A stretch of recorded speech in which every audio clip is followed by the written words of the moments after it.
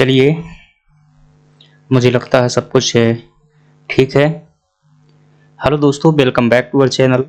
आज जो है हम सिंधु घाटी सभ्यता की अगली क्लास कर रहे हैं और यह फ्रेंड्स हमारी सिंधु घाटी सभ्यता की जो है दूसरी क्लास है। हम सिंधु घाटी सभ्यता में पहुंच चुके थे, उसका कालक्रम देख लिया था, विस्तार देख लिया था। अब हम उसके जो आगे सिंधु घाटी सभ्यता में जो चीजें बाकी हैं उनको करेंगे और यह क्लास इसी प्रकार से सतत रूप से चलाते रहेंगे जब तक कि सिंधु घाटी सभ्यता हमारी पूरी नहीं हो जाएगी। हमारा उद्देश्य हर पहलू को कवर करना है। चलिए क्लास की शुरुआत करते हैं। वैसे ये आप फोटो देख पा रहे हैं, इस सिंधु घाटी सभ्यता से प्राप्त हुए कुछ प्रमाण हैं जिनकी मैं आगे भी इनका उपयोग आएगा, तो शायद सोचा कि पहले से इनको मैंने लेकर के रख लिया था, बार बार कहाँ बीच में जो है चलते रहेंगे। चलिए क्लास की शुरुआत करते हैं और आज की क्लास में दोस्तों जो हम बात करेंगे हड़प्पा सभ्यता के स्थलों की बात करेंगे। कल हमने ये भी बात कर ली थी, इसके नामकरण को लेकर के चर्चा कर ली थी कि क्यों सिंधु घाटी सभ्यता के विभिन्न नामों से जाना जाता है, इन चीजों की चर्चा की हुई थी।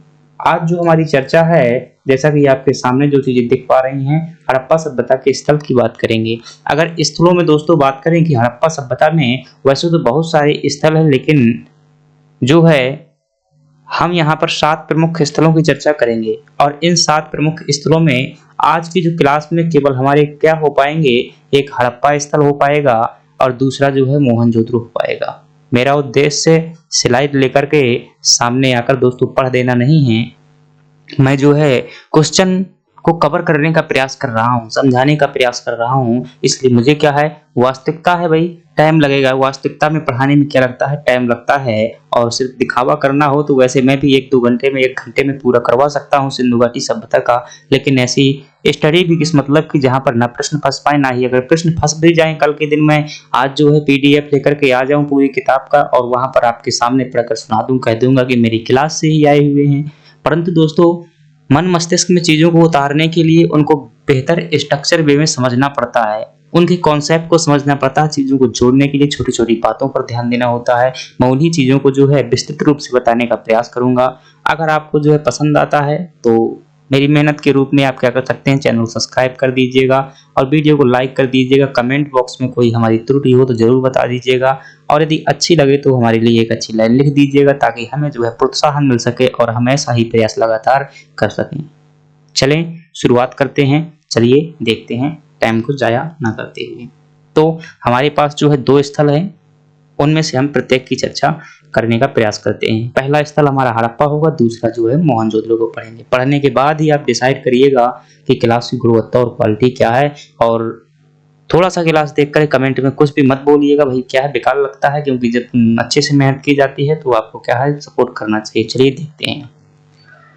हमारे सामने जो है फ्रेंड्स है, आज जो हम पहला स्थल देखेंगे वो स्थल है हमारे पास हड़प्पा स्थल।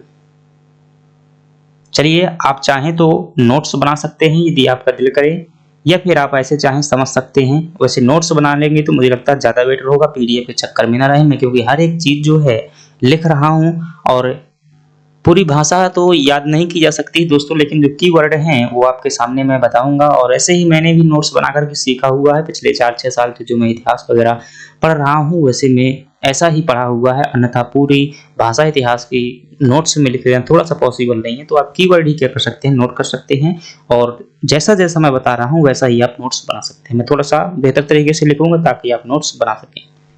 और ये रही बात पैनल की PDF की, तो दोस्तों पैनल का PDF थोड़ा भी आप लोग जब से लाइव जुड़ने लगेंगे, जब से लाइव क्लास एक निश्चित शेड्यूल हो जाएगा, तब से मैं PDF की व्यवस्था कर दूंगा, क्योंकि अभी जो है कभी क्लास रिकॉर्ड होती है, कहीं रात में होती है, कहीं दिन में होती है, कब PDF आएगा ऐसा कोई निश्चित नहीं रहता है। इसलिए PDF नहीं बनेगा। जल्द से जल्द कोशिश कीजिए कि रेगुलर कुछ बच्चे हो जाएं, इसके बाद मैं जो है सभी क्लासों की PDF जो है लाइव के साथ में ही आपको टेलीग्राम में उपलब्ध किया करा दूंगा। चलिए ठीक है, हमारे पास जो पहले स्थल है दोस्तों वो है हड़प्पा। हड़प्पा सभ्यता की हम चर्चा की थी और नामकरण की भी चर्चा की हुई थी। जो हम आज का पहला स्थल पढ़ेंगे वो है हड़प्पा। दोस्तों ध्यानपूर्वक वीडियो को समझिएगा, एक एक बात को जो है मेरे द्वारा जो है हर बात को बड़ी मेहनत के साथ में गढ़ा गया है, उनके पीछे की जो कहानी बताने में भी काफी प्रयास किया गया है, तो आप कोशिश कीजिएगा हर बात को ध्यान से सुनिएगा। हड़प्पा स्थल दोस्तों, मैंने पिछली वीडियो अगर नहीं देखे हैं तभी आप ये क्लास देखिएगा, अन्यथा आपको बेहतर तरीके से समझ में नहीं आएगी, क्योंकि मैंने हर कॉन्सेप्ट को कहीं ना कहीं पिछले क्लास से जो है जोड़ा हुआ है। हमने पिछले क्लास में चर्चा की थी कि सिंधु घाटी सभ्यता जो कि क्या थी, विश्व की महानतम सभ्यता थी और भारत, पाकिस्तान, अफगानिस्तान के कुछ हिस्सों में विस्तृत हुई थी। मूलतः ये जो है भारत और पाकिस्तान में थी। यह सभ्यता विश्व की सबसे श्रेष्ठ सभ्यता थी।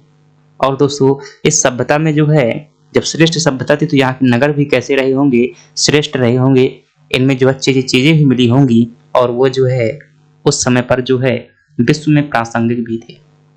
दोस्तों सिंधु घाटी सभ्यता में अगर कोई पहला स्थल खोजा गया था तो वो कौन था? हड़प्पा था। हड़प्पा स्थल की दोस्तों आपसे अगर प्रश्न हो जाए क्या कि हड़प्पा स्थल की इसकी सर्वप्रथम जानकारी किसके द्वारा दी गई थी, अगर आपसे ये प्रश्न आता है कि हड़प्पा स्थल की सर्वप्रथम जानकारी किसके द्वारा दी गई थी, सर्वप्रथम जानकारी किसके द्वारा दी गई थी, तो आप क्या बताएंगे दोस्तों? इसकी सर्वप्रथम जानकारी दी गई थी वो 1826 में हड़प्पा स्थल की जो है सर्वप्रथम जानकारी दी गई थी और उस व्यक्ति ने दी थी, चार्ल्स मैसन ने दी थी।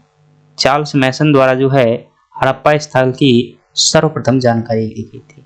आगे चल करके यहाँ पर दोस्तों ट्रेन निकाली गई 1853-54 में, तो भी कुछ साक्ष्य मिले, परंतु आपको फिर क्या ध्यान रखना है, आगे जो बात दोस्तों ध्यान रखनी है वो अगली बात ये है कि इसकी जो खोज किसने की थी। जानकारी तो सबसे पहले ये दी गई थी, क्योंकि पहली चीजें पूछी जा सकती हैं तो उन्हें बता दी है। इसकी खोज की दोस्तों बात करें, इसकी खोज किसने की थी, तो 1921 में इसकी खोज जो है दयाराम साहनी नाम के एक जो है पुरातत्ववेत्ता थे, उनके द्वारा क्या की गई थी, खोज की गई थी। और इस समय जो भारतीय पुरातत्व सर्वेक्षण विभाग के निर्देशक हुआ करते थे फ्रेंड्स, उनका नाम था जॉन मार्शल। जॉन मार्शल जो है इस टाइम पर पुरातत्व विभाग के जो है निदेशक थे। और ये जो है दयाराम साहनी क्या हुआ करते थे, एक अधिकारी प्रकार के थे जो इनके तत्वाधान में स्थल की खोज की गई थी। इसलिए ये प्रश्न आपसे वेरी इंपॉर्टेंट है, पूछा भी गया है कि दयाराम ने जो हड़प्पा स्थल की खोज किसने की थी। और जो ये प्रश्न आपसे नया प्रकार का बन सकता है कि सर्वप्रथम जानकारी किसके द्वारा दी गई थी, 1826 में चार्ल्स मैसन के द्वारा दी गई थी। यह जानकारी दोस्तों सामान्यतः सभी लोगों को नहीं पता होती है। चलिए आगे बात करते हैं। अब जब इस स्थल की जानकारी मिल जाती है तो आपको अगली बात ध्यान रखना है, किस नदी के किनारे है। दोस्तों नदी का नाम ध्यान रखना है, यह किस नदी के किनारे है। अगली बात इसमें ध्यान रखना है कि इसकी स्थिति कहाँ पर है, ये कहाँ पर स्थित है। चलिए पहले दो बातों की बात करते हैं। अगर इसकी नदी की बात करें और स्थिति की बात करें तो फ्रेंड्स याद रखिएगा, यह जो है रावी नदी के किनारे स्थित है। कौन सी नदी के किनारे स्थित है फ्रेंड्स? रावी नदी के किनारे स्थित है। रावी जो है सिंधु की सहायक नदी है। अगर आपसे पूछा जाए स्थित कहाँ है, तो दोस्तों ये वर्तमान में जो है पंजाब प्रांत में स्थित है। कहाँ? पंजाब प्रांत में। ये पंजाब जो है दोस्तों भारत वाला पंजाब नहीं है, पाकिस्तान वाला जो है पंजाब है। तो पाकिस्तान के पंजाब प्रांत में स्थित है। अगर जिले की बात करें तो दोस्तों आई थिंक लरकाना जिले में स्थित है, लेकिन आपको यहाँ नहीं याद रखना है, बस इतना ही याद रखिएगा, ये वर्तमान में जो है पाकिस्तान में स्थित है, रावी नदी के किनारे स्थित था। ये स्थल दोस्तों क्या हो गए, यहाँ की जो है ये सामान्य जानकारी हुई, लेकिन विशिष्ट जानकारी की अगर बात की जाए तो फ्रेंड्स एक आपको याद रखना है, इसमें क्या याद रखेंगे कि सिंधु घाटी सभ्यता का दूसरा सबसे बड़ा स्थल कौन है, कि क्षेत्रफल में दूसरा बड़ा स्थल है। क्षेत्रफल में सिंधु घाटी सभ्यता का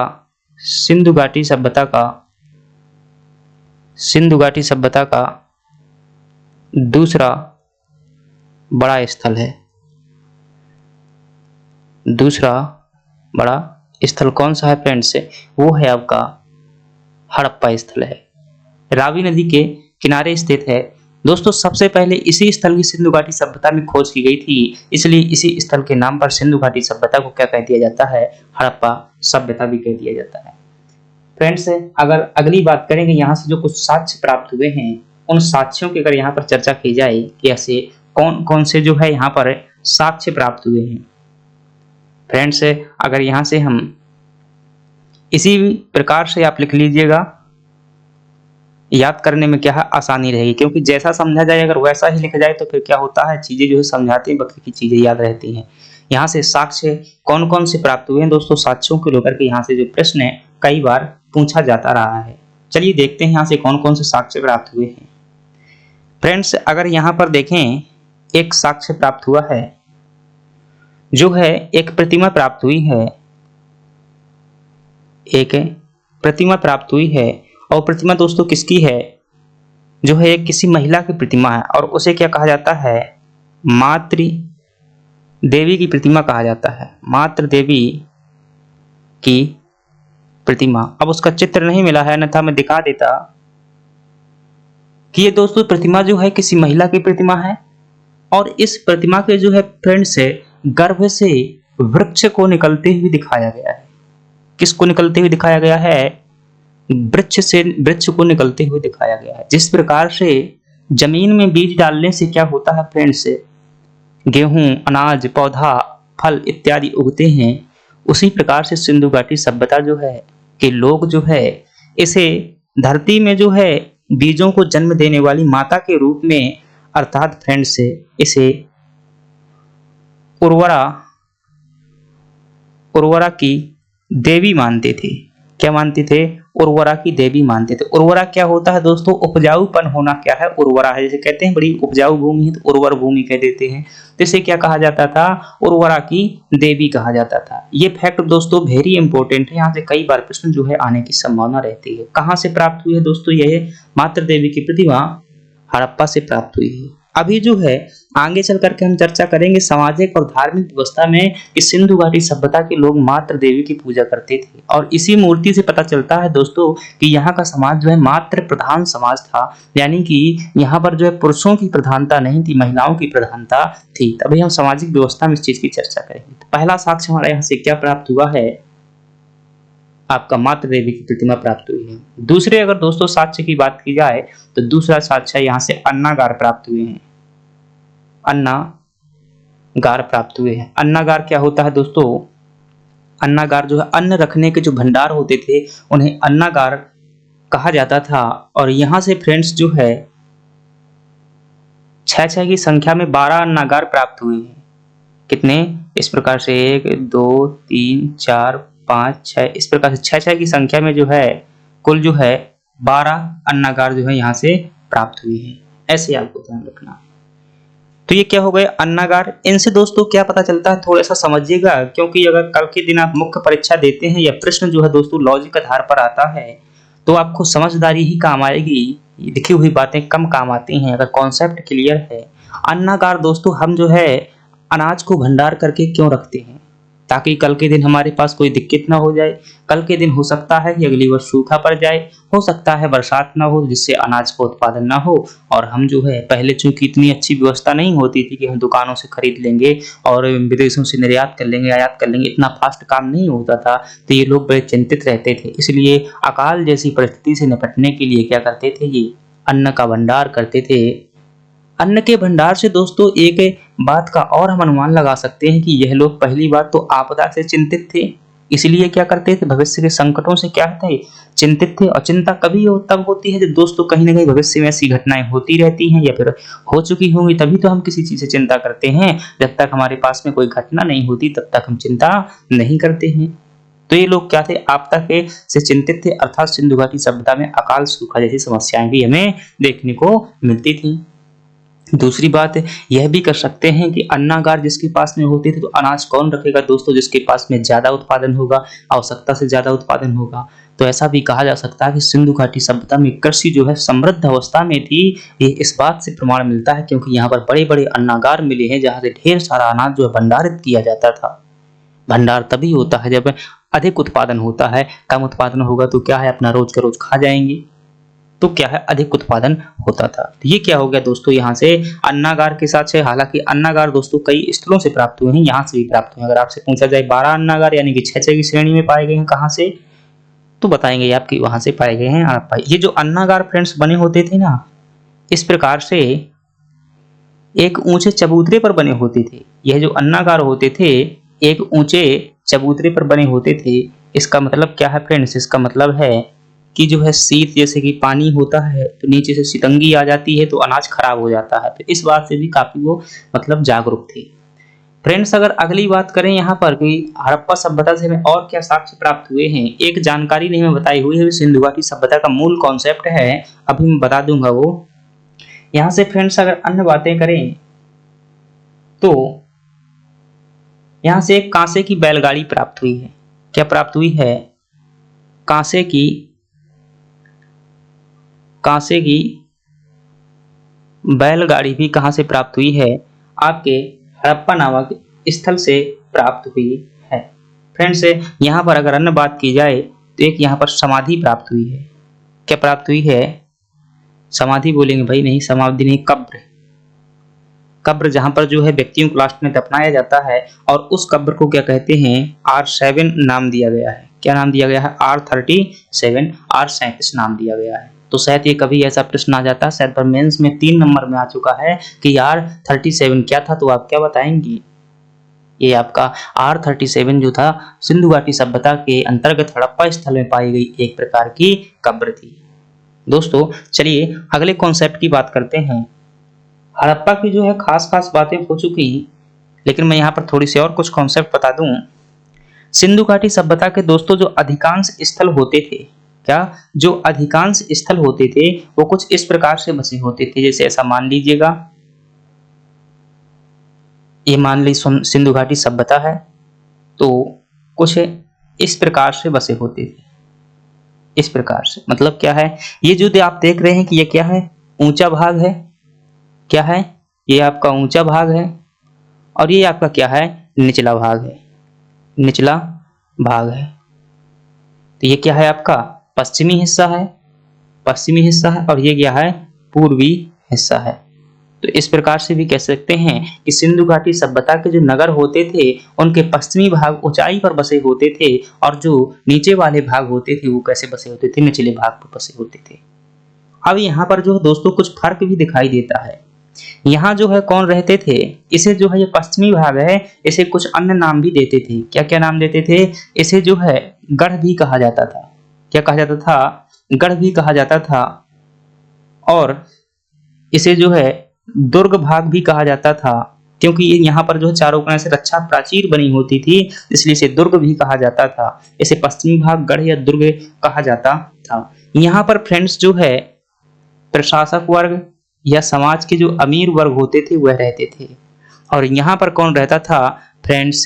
यहाँ पर आम नागरिक रहते थे। क्या रहते थे? यहाँ पर आम लोग होते थे। आम का मतलब यहाँ आम फल से नहीं है, मतलब सामान्य लोगों से, जैसे मजदूर, कारीगर, किसान, ऐसे लोग रहते थे। और यहाँ पर कौन रहता था? जो उच्च वर्ग के लोग होते थे, प्रशासक वर्ग होते थे। इससे दोस्तों कहीं ना कहीं हमें आर्थिक विषमता का भी पता चलता है। जितने भी बड़े बड़े के यहाँ पर जैसे प्रशासनिक भवन है, भवन हो गए, या कोई महत्वपूर्ण स्थल है, जैसे कि वर्तमान में राष्ट्रपति कार्यालय, प्रधानमंत्री कार्यालय होते हैं, वो कहाँ पर होते थे? यहाँ पर होते थे। और यहाँ पर क्या रहते थे? आम नागरिक होते थे, सामान्य बातें होती थी। दोस्तों इसी को जो है ये जो है टीला भी इन्हें कहा जाता था। तो ये कौन सा है? पश्चिमी टीला है। जैसे सिंधु घाटी सभ्यता में टीला क्या होता था? तो टीला यही थे। इन्हें जो है ए व बी टीला नाम दिया था। किसने? इसे ये टीला है जो ऊंचा वाला, इसे ए नाम दिया था और इसे बी नाम दिया था। व्हीलर जो पहली बार इन ऐसे हिस्सों को देखा तो उन्हें क्या दिया? ए व बी टीला नाम दिया था। किसने? व्हीलर ने दिया था। मार्टिमर व्हीलर नाम था उनका पूरा। वैसे ये प्रश्न नहीं आपसे पूछा जाएगा किसने दिया था, मैं समझाने के लिए कह रहा हूँ, क्योंकि किताबों में ऐसे शब्द देखने को मिल जाते हैं। टीला, दुर्ग, गढ़ है, ए बी टीला, तो ऐसे ये मिल जाते हैं। तो ये दोस्तों आपको कॉन्सेप्ट समझ में आया। अगर आप गहराई से समझ पा रहे हैं तो आप यह भी समझे होंगे कि सिंधु घाटी सभ्यता में भी आर्थिक असमानता थी, यहाँ भी सामाजिक भेदभाव किया जाता था। तो फ्रेंड्स ये क्या हुआ? एक कॉन्सेप्ट ये हुआ। सिंधु घाटी सभ्यता के अंतर्गत हमने जो हड़प्पा स्थल को देखा, और हड़प्पा स्थल में जो विभिन्न प्रकार के पाए गए साक्ष्य देखे हमने। साक्ष्यों में जो देखा कि प्रतिमा पाई गई, इसे मातृ देवी की प्रतिमा कहा गया, अन्नागार पाया गया, कांसे की बैलगाड़ी, कब्र R37 पाई गई थी। ये क्या है? यहाँ की प्रमुख बातें हैं। किसने जानकारी दी थी? किस नदी के किनारे हुई थी? चलिए अब हम बात करते हैं दोस्तों अगली थोड़ी से। 2 महत्वपूर्ण स्थल हैं देखिएगा ध्यान से, एक है आपका हड़प्पा, हड़प्पा, और एक है आपका कौन, मोहनजोदड़ो, मोहनजोदड़ो। ये दो क्या हैं, नगर हैं। दोस्तों सिंधु घाटी सभ्यता के ये बड़े नगरों में से क्या हैं, सबसे बड़े नगर हैं। और यहीं से क्या होता था, ये संभवतः एक प्रशासन की जो है केंद्र हुआ करते थे। ऐसे वर्तमान में दिल्ली, मुंबई और कोलकाता जैसे शहर हैं, ऐसे ही सिंधु घाटी सभ्यता में बड़े नगर हुआ करते थे। यहाँ पर जो है कुछ इतिहासकारों ने इनके बारे में कहा हुआ है, तुलना की हुई है, वो प्रश्न आपसे पूछा जा सकता है। किन ने क्या कहा हुआ है, आपको ये ध्यान रखना है। तो एक इतिहासकार हैं, उनका नाम है स्टुअर्ट पिगट। इसी प्रकार से दोस्तों आपको लिख लेना है, अगर आप लिख रहे हैं, स्टुअर्ट पिगट नाम के इतिहासकार हैं। और वो क्या कहते हैं, वो दोस्तों इन दोनों नगरों को क्या कहा हुआ है, उन्होंने जुड़वा राजधानी कहा है। क्या कहा है, जुड़वा राजधानी की। सिंधु घाटी सभ्यता की जुड़वा राजधानी कौन है, हड़प्पा और मोहनजोदड़ो जो क्या है, जुड़वा राजधानी है। दूसरी बात करें, ये जो स्टुअर्ट पिगट ही हैं, ये क्या करते हैं दोस्तों, तुलना भी करते हैं। ये तुलना क्या करते हैं, हड़प्पा की तुलना करते हैं पेशावर से। पेशावर जो कि क्या हुआ करता है, इसे पुरुषपुर भी कहा जाता है। अभी आगे जब मेरे साथ में इतिहास पढ़ेंगे तो इस तरह बहुत अच्छे समझाऊंगा। पेशावर पुरुषपुर से किसकी तुलना की गई है, हड़प्पा से। और मोहनजोदड़ो की किससे तुलना की गई है, मथुरा से जो तुलना की गई है मोहनजोदड़ो की, मथुरा से तुलना की गई है। और ये जो दोनों दोस्तों नगर हैं, ये दोनों नगर कौन हैं, ये कुषाण के शहर हैं, कुषाण कालीन शहर हैं। कुषाण शहर मतलब कि कुषाणों के समय के जो कनिष्क शासक हुआ है, उसके समय पर ये क्षेत्र बहुत फेमस हुए थे। तो आपसे प्रश्न क्या यहां से बन सकता है कि निम्नलिखित में से किस इतिहासकार ने कुषाण शहर, पेशावर व मथुरा से हड़प्पा और मोहनजोदड़ो की तुलना की? तो किसने की है, स्टुअर्ट पिगट द्वारा की गई है। स्टुअर्ट पिगट ने पेशावर से किस शहर की तुलना की थी, हड़प्पा की थी। स्टुअर्ट पिगट ने मथुरा शहर की तुलना किससे की थी, मोहनजोदड़ो से की थी। तो ऐसे ही आपसे प्रश्न पूछा जा सकता है। एक इतिहासकार और है फ्रेंड्स है, और उन इतिहासकार का जो दोस्तों नाम है मार्टिमर व्हीलर नाम है। क्या नाम है, दूसरे इतिहासकार है एक, जिनका नाम है, एक मिनट, जो दूसरे इतिहासकार हैं उनका नाम है मार्टिमर व्हीलर। एक ही व्यक्ति है ये। मार्टिमर व्हीलर क्या करते हैं दोस्तों, इन दोनों शहर की तुलना किससे करते हैं फ्रेंड्स से, ये अरबी शहरों से तुलना करते हैं। इन्होंने किससे तुलना की हुई है, अरबी शहरों से तुलना की हुई है। और अरबी शहर कौन से थे, एक जैसे फेमस अरबी शहर है मुल्तान, मुल्तान की तुलना करते हैं किससे, हड़प्पा से। और मोहनजोदड़ो की तुलना की हुई है मंसूरा। तो मुल्तान और मंसूरा दोस्तों ये क्या हैं, दो शहर हैं जो कहाँ के हैं, ये अरबी शहर हैं। और इन अरबी शहरों से जो सिंधु घाटी सभ्यता के हड़प्पा और मोहनजोदड़ो की तुलना किस इतिहासकार ने की है, तो आप क्या बताएंगे, ये की हुई है मार्टिमर व्हीलर साहब ने की हुई है। तो दोस्तों ये एक कॉन्सेप्ट है, मुझे लगता है ये प्रश्न कहीं आया हुआ है, जीआरएफ में शायद पूछा गया प्रश्न है। क्योंकि हम जो है इतिहास को बहुत अच्छे तरीके से समझ रहे हैं, तो जहां तक मेरी कोशिश है कि अधिकांश चीजें क्या हो जानी चाहिए, कवर हो जानी चाहिए, मेरा प्रयास है। चलिए अगली बात करते हैं दोस्तों। हमने अभी जो एक बात की थी, वो बात की थी किसकी, जो मूर्ति थी, चाहे तो हम वहीं पर जाकर के बात कर सकते हैं अगर स्पेस होगा। चलिए यहीं पर बात कर लेते हैं। ये जो मूर्ति थी मातृ देवी की प्रतिमा, ये फ्रेंड्स जो मातृ देवी की प्रतिमा है, ये मातृ देवी की प्रतिमा किससे बनी हुई है, शायद ऐसा प्रश्न आ जाए। क्योंकि सभी मूर्तियां जो है एक विशेष तकनीकी से बनाई जाती थी। प्राचीन काल में विज्ञान और तकनीकी का भी इससे आपको पता चल जाएगा कि प्राचीन काल के लोग कितने एक्सपर्ट थे, कैसी कैसी तकनीकों का प्रयोग करते थे। तो फ्रेंड्स ये जो मातृ देवी की प्रतिमा होती थी, ये टेराकोटा से बनी होती थी। किससे बनी होती थी, टेराकोटा से बनी होती थी। अब आपके सामने एक और नई समस्या आ गई कि ये टेराकोटा क्या होता है। तो चलिए इसे भी जान जाएंगे आप बहुत अच्छे तरीके से। टेराकोटा से निर्मित होती थी फ्रेंड्स, जो पकी हुई मिट्टी होती थी, पकी पकी मिट्टी जो होती थी उसी को क्या कहा जाता था? टेराकोटा कहा जाता था। क्या कहा जाता था? टेराकोटा कहा जाता था। आपने जो है अभी जो बचपन में कभी न कभी तो मिट्टी के खिलौने खरीदे ही होंगे। घोड़ा वगैरह जो होते थे हमने तो भाई खरीदे हैं। घोड़ा हो गया, वो छोटे छोटे बच्चे जब खरीदते थे, जब हम 2-4 साल 10 साल के हुआ करते छोटे हुआ, तो उस समय पर जो मिट्टी के खिलौने खरीदे जाते थे, जैसे दिया हो गया, दीपक हो गया, घोड़ा हो गया, ऐसे छोटे छोटे खिलौना होते, चक्री हो गया, ये खरीदते थे हम लोग। तो वही जो पकी हुई मिट्टी से लाल कलर के खिलौने होते थे उन्हें ही क्या कहा जाता है? टेराकोटा कहा जाता है। ऐसे ही जो है उसी मिट्टी की मूर्तियां बनाई जाती थी और उसी टेराकोटा से जो घिस पिस करके उनका घर्षण करके जो बना दी जाती थी क्या? मातृ देवी, यानी कि एक मिट्टी की मूर्ति बना दी गई। फ्रेंड्स, बहुत महत्वपूर्ण बात कर रहा हूँ, ध्यानपूर्वक सुनिएगा। नई नई चीजें हैं, ऐसे जब नए प्रकार के प्रश्न बनते हैं तो आपसे बनेंगे। ये जो विधि होती थी ना, टेराकोटा बनाने की विधि, ऐसी पकी हुई मिट्टी से मूर्तियां बनाने की विधि को क्या कहते थे? ध्यान रखिएगा।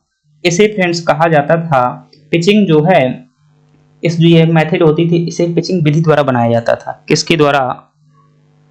पिचिंग पिचिंग विधि।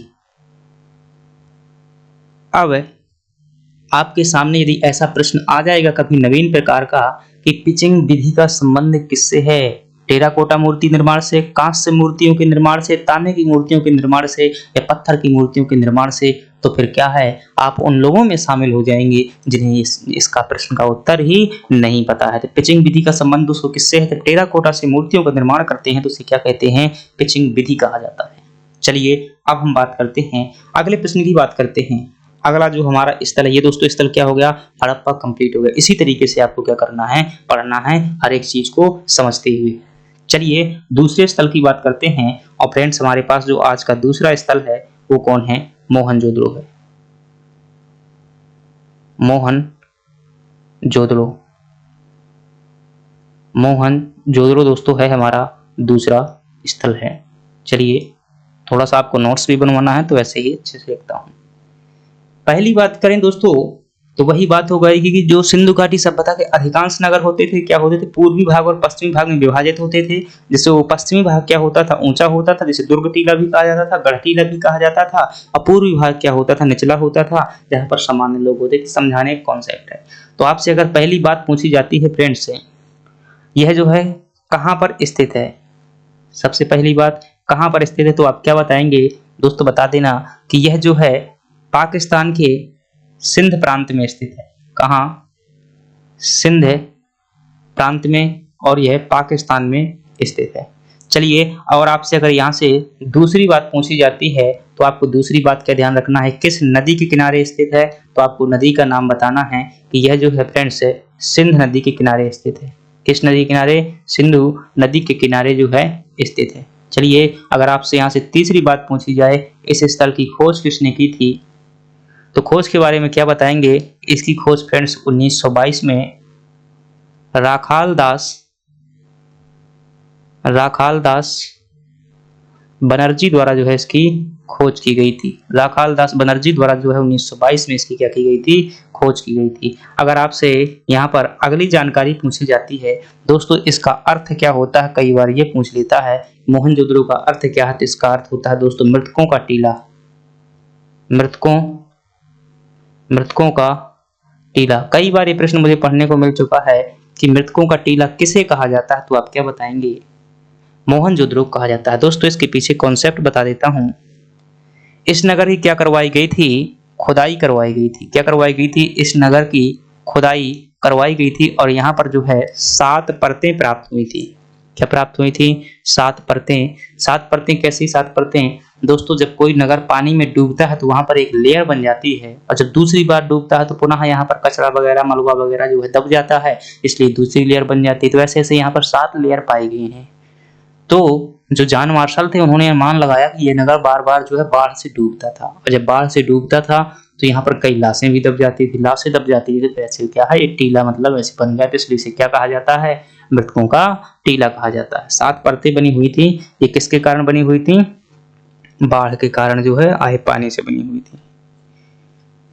चलिए अब बात करते हैं यहाँ पर आगे सिंधु घाटी सभ्यता का। ये जो मोहनजोदड़ो का स्थिति देख ली, नदी देख ली, खोज देख ली, अर्थ देख लिया दोस्तों। अगर हम यहाँ पर बात करें सिंधु घाटी सभ्यता का जो स्थल है मोहनजोदड़ो, वैसे तो सिंधु घाटी सभ्यता में राजतंत्रात्मक शासन व्यवस्था थी, लेकिन यहाँ पर कैसी जो है शासन व्यवस्था कैसी थी, जनतंत्रात्मक शासन व्यवस्था थी। कैसी थी? जनतंत्रात्मक। जनतंत्रात्मक जो है यहाँ पर शासन व्यवस्था थी, और इसी जनतंत्रात्मक शासन व्यवस्था को जो वर्तमान में लोकतंत्र भी कहा जाता है। ये फ्रेंड्स क्या है, मोहनजोदड़ो की सामान्य जानकारी है। यहाँ पर साक्ष्य कौन कौन से पाए गए हैं, उन सभी साक्ष्यों की बात करते हैं। अगर यहाँ से दोस्तों आपसे पूछा जाए कौन कौन से यहाँ से जो है साक्ष्य प्राप्त हुए हैं, तो आपको साक्ष्यों में ध्यान रखना है कि यहाँ कौन कौन से साक्ष्य प्राप्त हुए हैं। तो पहला साक्ष्य जो आपको ध्यान रखना है, यहाँ से प्राप्त हुआ है विशाल स्नानागार। अभी इनको मैं विस्तृत रूप से भी पढ़ाऊंगा विशाल, यहाँ से क्योंकि प्रश्न आ चुका है। स्नानागार, विशाल स्नानागार पहला साक्ष्य है। दूसरा साक्ष्य दोस्तों नर्तकी की प्रतिमा, नर्तकी की प्रतिमा या मूर्ति, प्रतिमा। तीसरे अगर महत्वपूर्ण साक्ष्य की बात की जाए तो पशुपति मोहर, पशुपति मोहर। और अगर अगले साक्ष्य की बात करें तो योगी बाबा, योगी बाबा की मूर्ति, योगी बाबा कह सकते हैं या पुरोहित बाबा कह सकते हैं। योगी बाबा की प्रतिमा। और अगर बात की जाए यहां से तो एक प्राप्त हुआ है स्वास्तिक चिन्ह, स्वास्तिक चिन्ह। अगर दोस्तों यहां पर अन्य साक्ष्यों की बात की जाए तो अन्य भी साक्ष्य प्राप्त हुए हैं, जैसे कि मलेरिया के साक्ष्य, मलेरिया के साक्ष्य कहां से प्राप्त हुए हैं, यहीं से प्राप्त हुए हैं। एक जो है यहां से विद्यालय भवन भी प्राप्त हुआ है, विद्यालय भवन। और अगर यहां से बात करें दोस्तों मोहनजोदड़ो से मनके बनाने के कारखाने के साक्ष्य मिले हुए हैं। मनके कारखाने, मनके क्या होते थे, जो आपके अंगूठी में नगीना लगा हुआ है वही क्या होते थे, मनके होते थे। और इनके बनाने का कारखाना भी आपसे कहां पर प्राप्त हुआ है, ये आपका मोहनजोदड़ो से प्राप्त हुआ है। तो इस प्रकार से यहाँ पर जो है साक्ष्य प्राप्त हुए हैं। बाकी जो है अभी बहुत से हो सकते हैं, भाई बहुत बड़ा गांव है तो बहुत सारे साक्ष्य हो सकते हैं, लेकिन जो परीक्षा में पूछे जाने के उद्देश्य हैं आपसे इतने पूछे जा सकते हैं। चलिए अब हम एक एक कुछ बहुत महत्वपूर्ण है दोस्तों। अगर मैं इसकी बात करूं, ये जो आपका विशाल स्नानागार है ये मेंस भी आ चुका है 5 नंबर में, 3 नंबर में भी आ चुका है। नर्तकी की प्रतिमा ये एक नंबर में तो पता है कितनी बार पूछे जा चुके हैं। तो चाहे प्री हो चाहे मेंस हो सभी के लिए इंपॉर्टेंट है। चलिए हम बात करते हैं एक एक की। हम बात करेंगे मोहनजोदड़ो के अंतर्गत जिसका नाम है विशाल स्नानागार, विशाल स्नानागार, स्नानागार। तो जो यहां से आपसे बातें पूछी जाएंगी तो आपको ध्यान रखना है। पहली बात, ये कहां से पाया गया है, तो आप क्या बताएंगे, ये जो है मोहनजोदड़ो में पाया गया है। और दूसरी बात करें ये क्या था, तो ये सार्वजनिक स्नानागार था दोस्तों, सार्वजनिक स्नानागार था। सार्वजनिक स्नानागार मतलब एक दोस्तों नहाने का स्थान था, जहां पर जैसे कोई बहुत बड़ा धार्मिक उत्सव हुआ तो यहाँ पर लोग नहाने के लिए आते थे। चलिए मैं इसके चित्र की ही बात कर लेता हूं ताकि आप क्लियर तरीके से जो है समझ जाएं। ये जो आप देख पा रहे हैं, एक मिनट रुकिएगा, इसे यहां से हम उठा ले चलते हैं और चलते हैं अपने वहीं पर।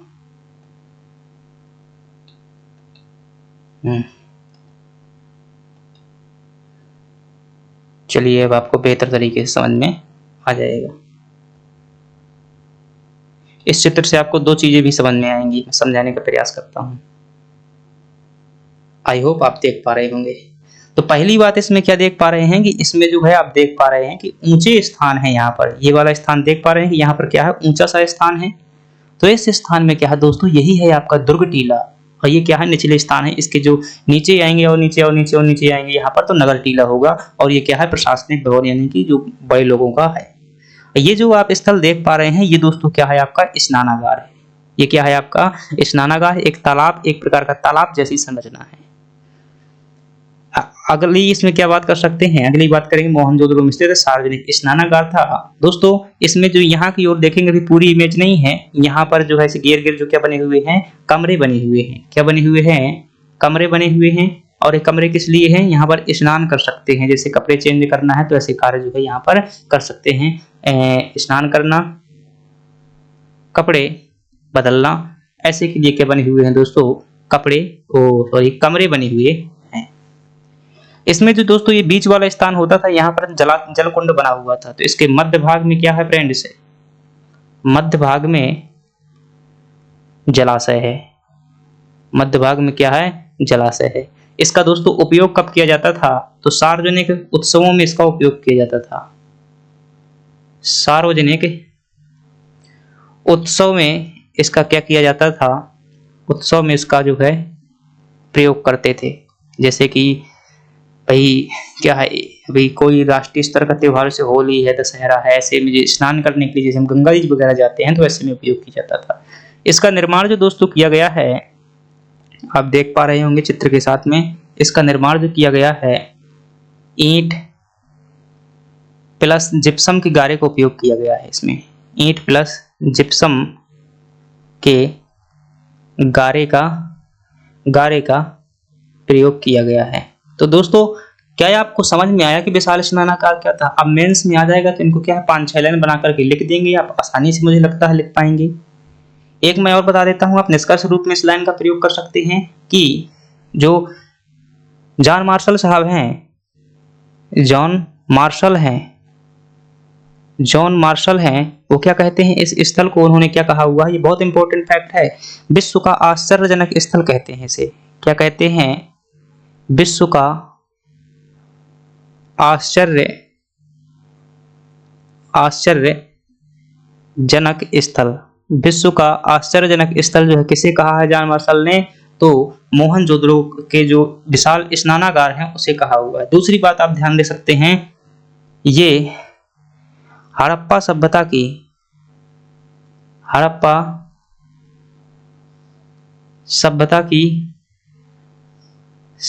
की दूसरी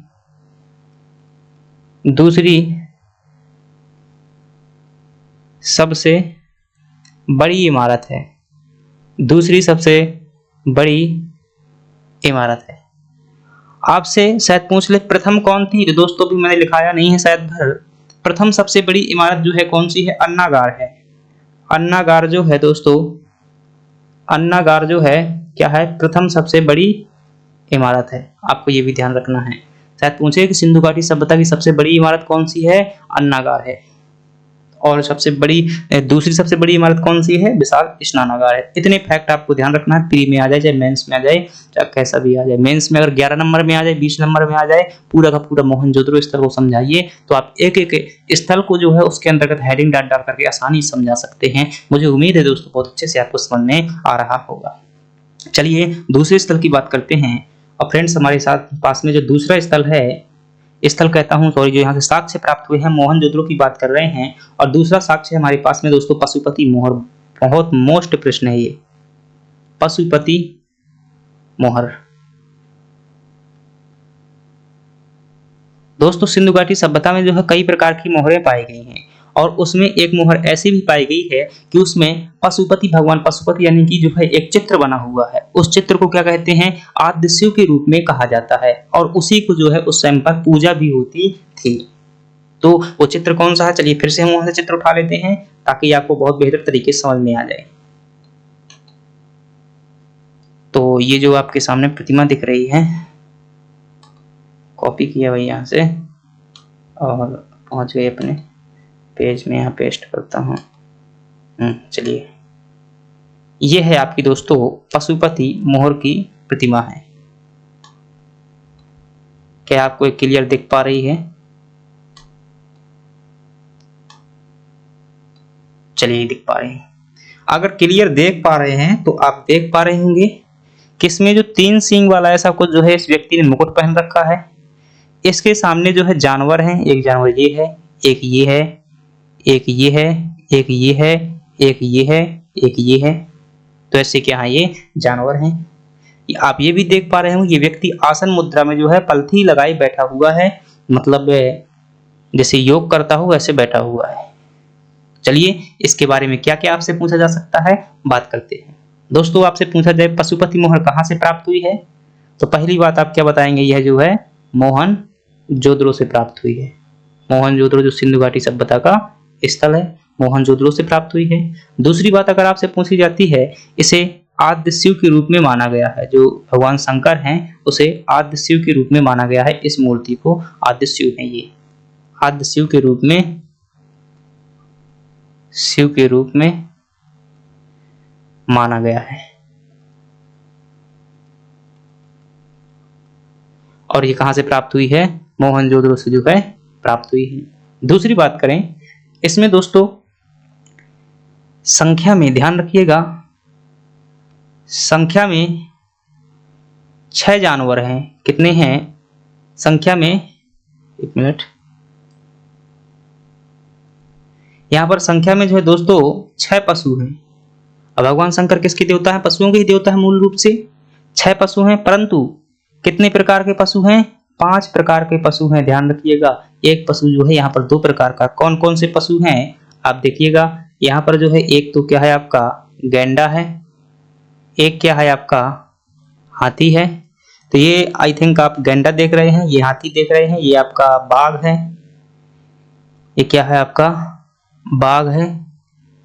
हाथी हो जाएगा आपका, गैंडा भी हो गया, बाघ भी हो गया, और एक आप देख पा रहे हैं ऊपर की ओर जो है ये, जहां तक ये हाथी है, सॉरी ये है आपका हाथी, क्लियर नहीं दिख पा, और ये आपका क्या है भैंसा है। तो भैंस, ये भैंसा, भैंसा कह दीजिए भाई, ये भैंस कह दीजिए की प्रजाति है। और यहाँ पर क्या है, हिरण है एक। हिरण वास्तव में कितने हैं, 2 हैं, जो नीचे की ओर हैं ये आपके क्या है हिरण है, ये आपका बाघ है। तो आपको चित्र दिखाने से आपके क्या है क्लियरिटी हो गई। अब भाई कोई पूछे भी ना कि इतिहास क्या है, यही है वो है, तो बता देना कि तुम कैसे हम पर जो है पढ़े हुए हैं, तो बहुत अच्छे तरीके से समझा देना। बहुत गहराई में हम पहुंच जा चुके हैं। इतना गहराई से दोस्तों नहीं पढ़ाया जाता है, सामान्यतः लोग पढ़ा देते हैं पशुपति मोहर कहाँ से प्राप्त हुई है, मोहनजोदड़ो से प्राप्त हुई है। तो आपको इतिहास अच्छे से पढ़ना है, क्योंकि इतिहास के क्या बनना है, जादूगर बनना है। चलिए आगे देखते हैं। आद्य शिव की प्रतिमा है, आद्य शिव के रूप में माना गया है, मोहनजोदड़ो से प्राप्त हुई है। संख्या में क्या है, यहाँ के 6 जो पशु हैं, संख्या में जो है दोस्तों 6 पशु हैं, परंतु कितने प्रकार के हैं आपके 5 प्रकार के। और फ्रेंड्स ये जो आपकी है ना मूर्ति है, यह जो है एक मोहर पर अंकित है। स्टेटाइट स्टेटाइट स्टेटाइट मोहर पर अंकित है, ये अंकित है, मतलब चित्र बना हुआ है इसका। स्टेटाइट दोस्तों क्या होता था, एक प्रकार का ये क्या है पत्थर है, कीमती पत्थर होता था। स्टेटाइट जो है कीमती पत्थर होता था। एक बात और इसमें लिख सकते हैं कि योग मुद्रा में बैठा व्यक्ति, योग मुद्रा में बैठा व्यक्ति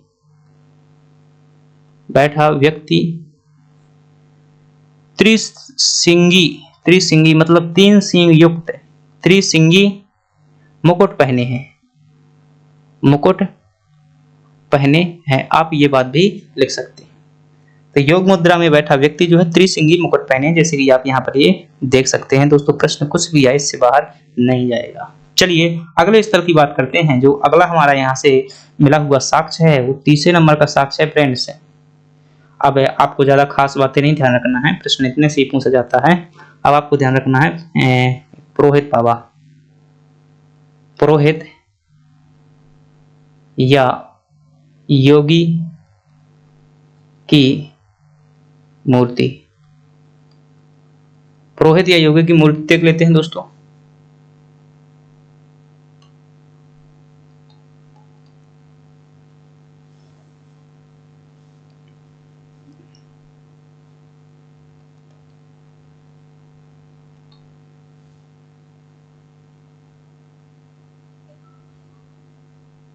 भाई मैं तीनों कॉपी कर लेता हूँ, यहाँ बार बार आना पड़ता है। 2 3 कंट्रोल ग्रुप कर दूं क्या? ये हो गई आपकी कॉपी, तीनों पहुंच गई। तो मैं यहाँ पर तीनों लगा देता हूँ, आप एक जिनका हम उपयोग हम कर लेंगे।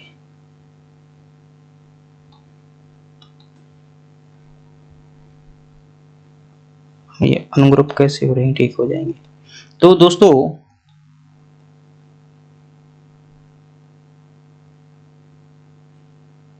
एक ये हो गई, इसे थोड़ा सा मैं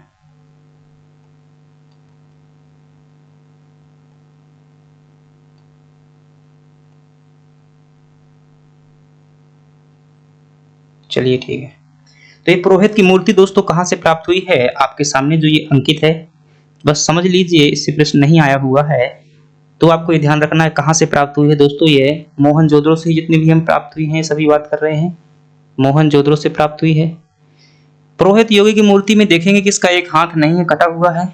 देन दूसरी बात करेंगे, ये व्यक्ति जो है तिपतिया साल डाले हुए है। ये शब्द दोस्तों आपको अभी यूज में आएंगे। कैसा साल डाले हुए है, ये तिपतिया शॉल पहने हुए है, जो है तिपतिया शॉल पहनी हुई आप देख पा रहे हैं। 3 फूल वाला जो है शॉल है, यानी कि कपड़ा है।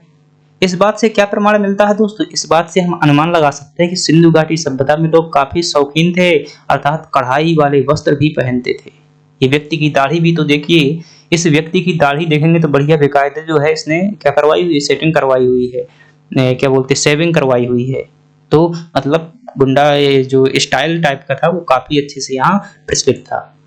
तो ये क्या है आपका, ऐसे शांत आंखें जैसे मूंदी हुई है, तो ये भी योग आसन की मुद्रा में लग रहा है। तो आपको यहाँ ध्यान रखना है कहाँ से ये मूर्ति प्राप्त हुई है, मोहनजोदड़ो से।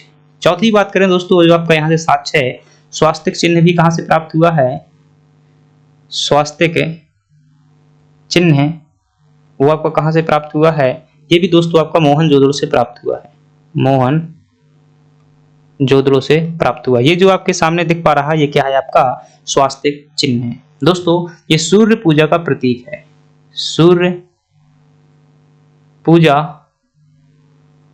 का जो क्या है, सूर्य पूजा का ये जो है प्रतीक है, सूर्य पूजा का प्रतीक है। ब्रह्मा का भी इसे स्वरूप माना जाता है। इसका उपयोग दोस्तों आज भी हिंदू धर्म में जो मांगलिक कार्यक्रम होते हैं, यानी कि धार्मिक कार्य होते हैं, मांगलिक कार्यक्रमों में क्या किया जाता है, उपयोग किया जाता है। मांगलिक कार्यक्रमों में क्या करते हैं, इसका उपयोग करते हैं। तो ये स्वास्तिक चिन्ह भी कहाँ प्राप्त हुआ है आपका। एक जो आपका मोस्ट इंपोर्टेंट है दोस्तों, ये पूछा जा सकता है आपसे, कई बार पेपर में पूछा गया है, नर्तकी की मूर्ति, नर्तकी की मूर्ति। फ्रेंड्स याद रखिएगा, जो नर्तकी की मूर्ति है ये कहां से प्राप्त हुई है, एक बात तो आपको ये ध्यान रखना है। तो कहां से प्राप्त हुई है, आपकी मोहनजोदड़ो से प्राप्त हुई है, मोहनजोदड़ो से प्राप्त हुई है। किस चीज से निर्मित है, ध्यान रखिएगा, एक कांस्य प्रतिमा है। किससे है, कांस्य प्रतिमा है, कांस्य प्रतिमा है, यानी कांसा धातु से बनी हुई है। तो ये कांसा जो है सिंधु घाटी सभ्यता में प्रयोग किया जाता था। हम जो है पहले बात कर चुके हैं कि इसे कांस्ययुगीन सभ्यता क्यों कहते हैं। अगली बात करें फ्रेंड्स से, तो ये जो मूर्ति देख पा रहे हैं, ये मूर्ति नग्न अवस्था में है। कैसी है, ये मूर्ति नग्न अवस्था में है। इसके सिर्फ जो है यहाँ पर देखेंगे गले में जो है हार बस जो है पड़ा हुआ है। तो इसमें गले में केवल हार है और पूरी की पूरी क्या है, ये नग्न अवस्था में है। आप देख पा रहे हैं कि इसका एक हाथ जो है यहाँ पर देखेंगे तो इसमें क्या है, चूड़ियां पहन के रखी हैं। तो हाथों में क्या है, चूड़ियां हैं, चूड़ियां पहन रखी एक हाथ में, बस दूसरे हाथ में देखेंगे यहाँ पर तो दोस्तों क्या है, यहाँ पर जो है एक कड़ा टाइप का या कंगन का है, ऐसा कुछ पहना हुआ है और गले में हार पहना हुआ है, चूड़ियां पहनी हुई है। पीछे की तरफ देखेंगे तो कोई भाई चोटी जैसी ये बंधी आपको दिख रही होगी। थोड़ा सा क्वालिटी अपने मोबाइल की तेज कीजिएगा जो नहीं क्लियर दिख पा रही है।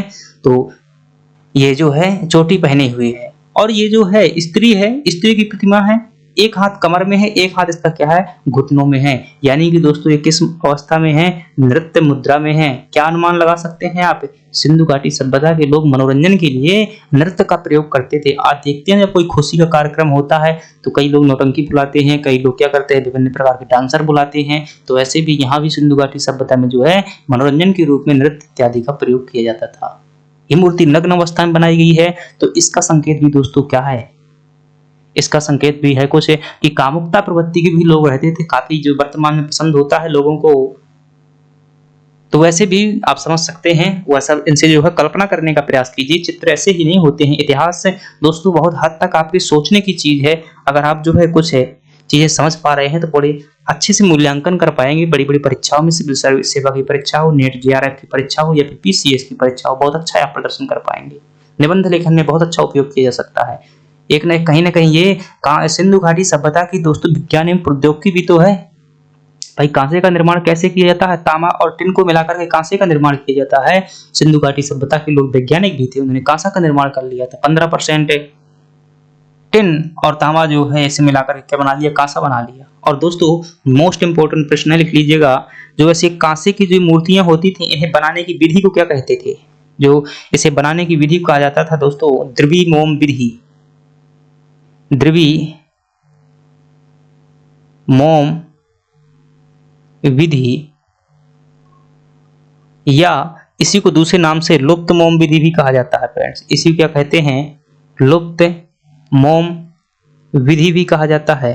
अगर अगली बात करूं तो इसी को लॉस्ट वैक्स मेथड भी कहा जाता है। लॉस्ट वैक्स मेथड भी कहा जाता है। मैं थोड़ा सा समझा देता हूं दोस्तों, मुझे लगता है ऐसा प्रश्न जो है नवीन प्रकार की परीक्षाओं में, बढ़ते कंपटीशन के दौर में पूछा जा सकता है। मैं थोड़ा सा इसे अलग से पेज में समझा देता हूं, आप बेहतर तरीके से समझ पाएंगे। किसकी बात कर रहे हैं, हम बात कर रहे हैं द्रवीय मोम विधि, यह इसी को कहते हैं लॉस्ट वैक्स मेथड कहा जाता है। यह इसी को कह देते हैं दोस्तों लुप्त मोम विधि। एक बार समझिएगा, जीवन में कभी नहीं भूलेंगे, ये मेरा वादा है। जैसे किसकी बात कर रहे हैं, हम लुप्त मोम विधि की बात कर रहे हैं दोस्तों। इसमें क्या होता था कि सबसे पहले फ्रेंड्स क्या करते थे, इसमें जो है एक है इस प्रकार से जो है पहले मोम लिया जाता था, या यूं मान लीजिए हाँ मोम लिया जाता था। ऐसा मान लीजिए हमें आकार बनाना है तो ऐसे क्या ले लिया, मोम ले लिया। इस आकृति का क्या ले लिया हमने, मोम ले लिया। अब मोम के ऊपर हमने क्या करेंगे, इस मोम के ऊपर दोस्तों क्या करते थे, सिंधु घाटी किसकी बात कर रहे हैं, द्रवी मोम विधि की बात कर रहे हैं। इसके ऊपर क्या कर दिया उन्होंने, इस प्रकार से जो है मिट्टी थपोक दी, चारों ओर क्या लगा दी, इस प्रकार से थोड़ी सी मोटी जो क्या लगा दी, मिट्टी लगा दी। इस प्रकार से क्या लगा दी, चारों ओर जो थोड़ी सी यहाँ से भर नहीं पा रहा है क्लियर जो है, यहाँ पर क्या लगा दी दोस्तों, मिट्टी लगा दी। इसके चारों ओर मिट्टी लगा दी। अब क्या हुआ फ्रेंड्स कि मिट्टी लगा दी, मिट्टी क्या हो गई, सूख गई। अब इसको क्या कर दिया इन्होंने, हीट दे दिया, तापमान दिया। तापमान देने से क्या होगा, जो अंदर का जो मोम था वो पिघल गया। यहां से छोटा सा क्या किया, छिद्र किया एक, यहां से क्या किया, छोटा सा छिद्र किया, और इस छिद्र के माध्यम से पूरा का पूरा मोम क्या हो गया दोस्तों, जो अंदर भरा हुआ था क्या निकल गया, ये बाहर निकल गया। अब जो है मिट्टी का खोखला बच गया फ्रेंड्स, क्या बच गया, मिट्टी का खोखला बच गया। अब इसी छिद्र से वापस क्या डाला गया दोस्तों, इसी छिद्र से जो है धातु डाली जाती थी। इसी छिद्र से क्या डाला हमने, धातु गलाकर डाली, धातु को पिघला करके क्या कर दिया, इंटर करवा दिया। अब कुछ दिन बाद धातु क्या हो गई, ठंडी हो गई। ये मिट्टी का जो ऊपर का आवरण है इसे क्या कर दिया, फोड़ दिया। अब क्या है, धातु जो है कठोर बन चुकी है। तो एक प्रकार का है, ये की विधि क्या होती थी, द्रवीय मोम विधि होती थी। तो द्रवीय मोम विधि क्या है, इसमें मोम का प्रयोग किया जाता था और मोम की सहायता से जो है ऊपर से मिट्टी थापी जाती थी ताकि जो है एक प्रतिमा का आकार बन जाए और फिर बाद में उस मिट्टी को गर्म करके पका दिया जाता था, जिससे जो है मोम पिघल कर बाहर निकल जाता था और उसी पिघले हुए मोम के स्थान पर क्या भर देते थे, पिघली हुई धातु का उपयोग किया जाता था। इसमें किन किन चीजों का उपयोग होता था? एक मिट्टी का उपयोग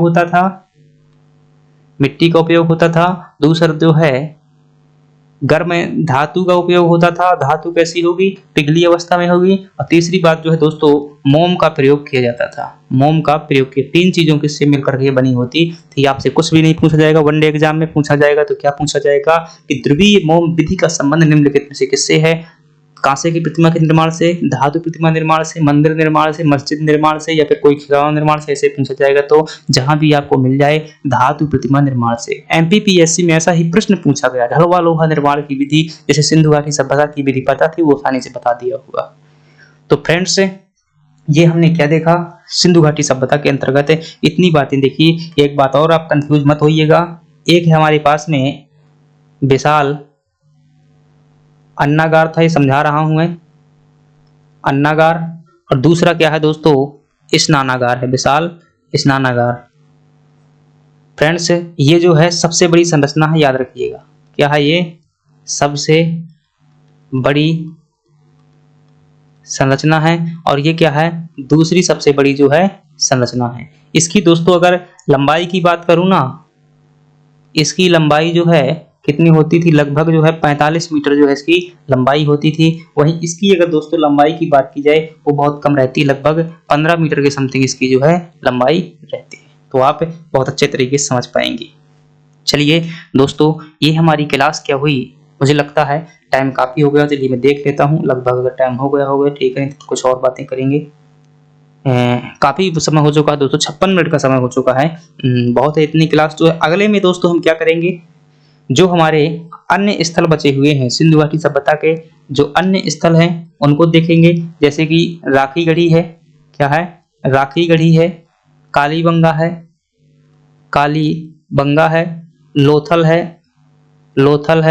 रोपड़ है, सुतका गैंडोर है। ऐसे जो बाकी स्थल बचे हुए हैं, हालांकि इतने उनमें विस्तृत चर्चा नहीं की जाएगी, सामान्य चर्चा करूं, क्योंकि ये दोस्तों थोड़ी सी बड़े नगर थे, मुख्य नगर थे, इसलिए इनमें चर्चा की हुई है। चलिए दोस्तों, धन्यवाद। अगर आपको क्लास में पसंद आई हुई है, मजा आया हुआ है, तो प्लीज थोड़ा सपोर्ट करिएगा दोस्तों। सब्सक्राइब कर दीजिए चैनल को, वीडियो को लाइक कर दिए, कमेंट में जरूर बताइएगा दोस्तों। अनुभव कैसा रहा मेरा ये भी बताइएगा। और धन्यवाद।